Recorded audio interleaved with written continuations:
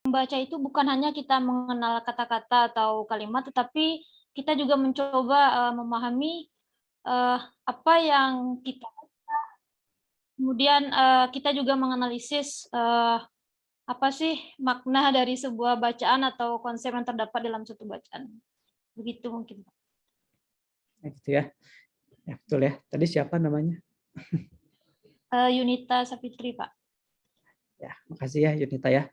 Nah, jadi udah tepat ya. Kenapa sih membaca itu dianggap sebagai satu kegiatan berpikir tingkat tinggi? Nah, karena tadi gitu ya.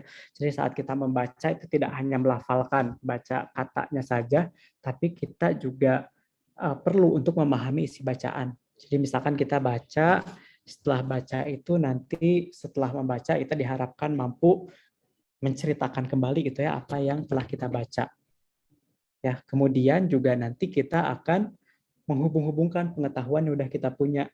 Nah, misalkan kalau kita baca baca sesuatu deh di grup WA, nah ini pasti akan menghubungkan dengan pengetahuan kita sebelumnya. Misalkan beritanya ini hoax. Yang hari ini kok hoax ya beritanya. Kemarin saya dengar dari sumber lain yang terverifikasi misalnya bahwa informasinya itu begini, tapi kenapa hari ini yang saya baca itu berbeda. Nah, kegiatan membedakan itu saja itu sudah tergolong ke dalam berpikir tingkat tinggi gitu ya. Nah, sehingga membaca itu juga dikategorikan sebagai kegiatan berpikir tingkat tinggi karena tadi tidak hanya melafalkan kata-kata, tapi juga kita harus betul-betul memahami isi bacaan, kemudian kita juga harus bisa menghubungkan pengetahuan atau konsep-konsep yang ada di dalamnya gitu ya.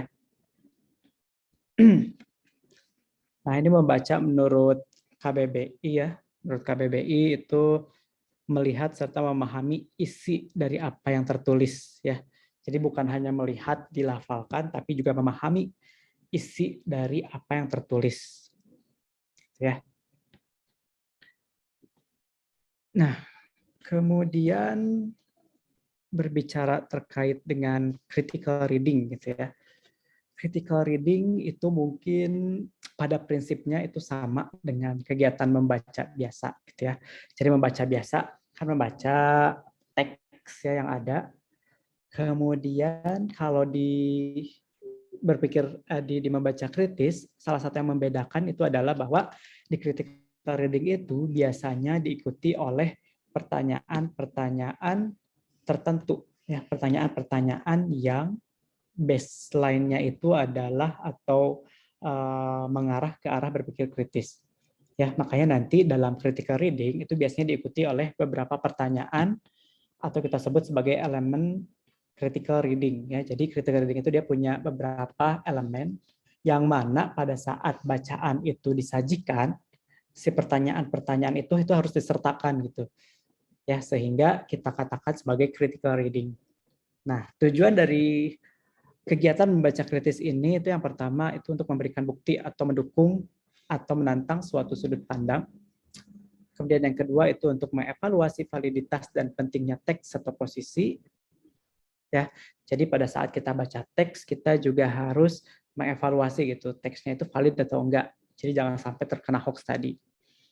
Kemudian mengembangkan pemikiran reflektif dan toleransi terhadap ambiguitas. Jadi ini juga akan mengembangkan pemikiran yang reflektif sehingga nanti kita juga bisa berada dalam satu point of view tertentu gitu ya. Jadi kita nggak hanya berpikir terkait sudut pandang kita, tapi kita juga bisa berpikir terkait dengan sudut pandang orang lain. Nah, kalau dari artikel-artikel yang sudah ada, ya, salah satu kegiatan critical reading ini itu bisa dilihat di depan ya. Itu dimulai dari pre-reading, ya, pre-reading, kemudian nanti akan dilanjutkan ke during reading. Ya, during reading itu selama proses membaca, kemudian nanti akan dilanjutkan dengan kegiatan setelah membaca.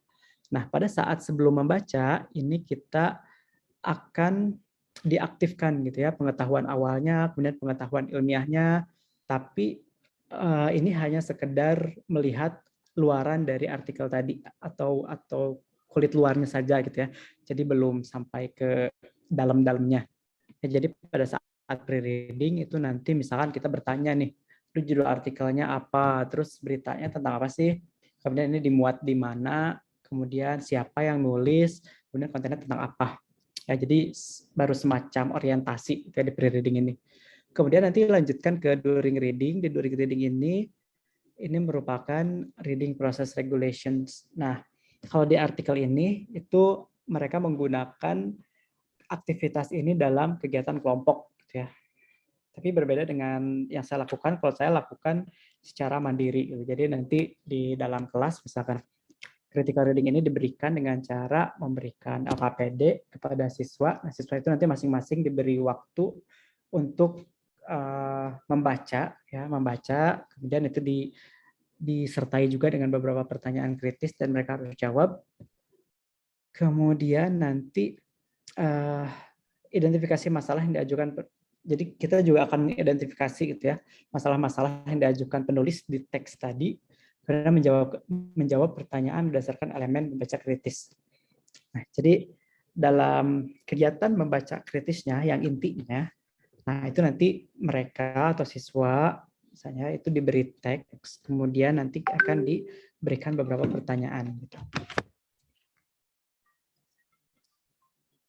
Kemudian yang terakhir itu setelah melakukan reading, ya setelah melakukan reading itu dilanjutkan dengan after reading. Ya, jadi menilai dasar ilmiah terkait dengan berita dan menyusun teks yang memperdebatkan sudut pandang mereka. Jadi nanti pada saat setelah membaca kita akan mencoba mendiskusikan. Ya, misalkan pendapat saya terkait masalah ini apa, kemudian nanti yang lain temennya gimana, nanti dicari ternyata permasalahannya itu apa, solusi yang terbaik yang perlu diambil itu seperti apa. Nah, jadi gini, tadi saya sebutkan bahwa, maaf. Nah, jadi di sini tadi saya sebutkan bahwa pada saat kita membaca ya di critical reading ini, nah di critical reading ini itu akan diberikan kegiatan membaca, tapi membacanya itu disertai dengan beberapa pertanyaan berpikir kritis gitu ya. Nah, di sini itu beberapa ahli ya dalam beberapa artikel itu mencontohkan seperti ini. Ya, jadi misalnya kita lihat mulai dari sini aja deh. Mulai dari element of science critical reading. Ya, jadi pada saat kita ingin melakukan